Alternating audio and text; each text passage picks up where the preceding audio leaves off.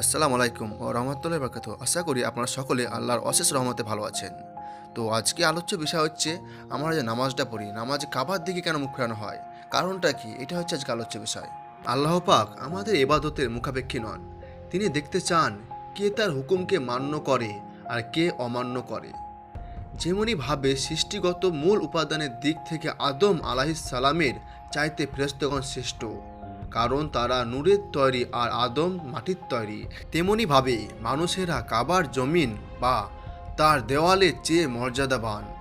হজরত আদম আলাইহিস সালামকে দিয়ে আল্লাহ পাক আসমানে পরীক্ষা করলেন কে তার বাধ্যগত আর কে তার অবাধ্যগত, কে হজরত আদম আলাইহিস সালামের সেজদা করে আর কে তাকে সেজদা করে না, নিজের গর্ব অহংকার প্রকাশ করে।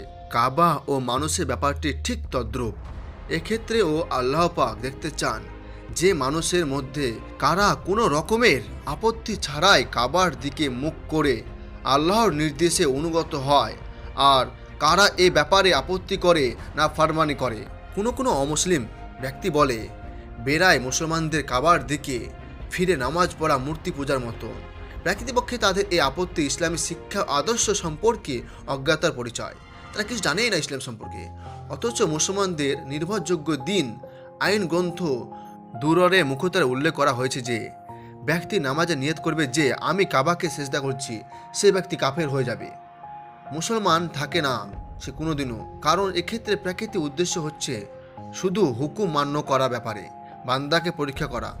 সুতরাং যেভাবে ফেরেশতাগণকে দিয়ে হজরত আদম আলাইহিস সালামকে সেজদা করানো হয়েছে, ঠিক তেমনিভাবে কাবার দিকে সেজদা করিয়ে মুসলমানদের মধ্যে হতে তার অনুগতদের পরীক্ষা করছেন।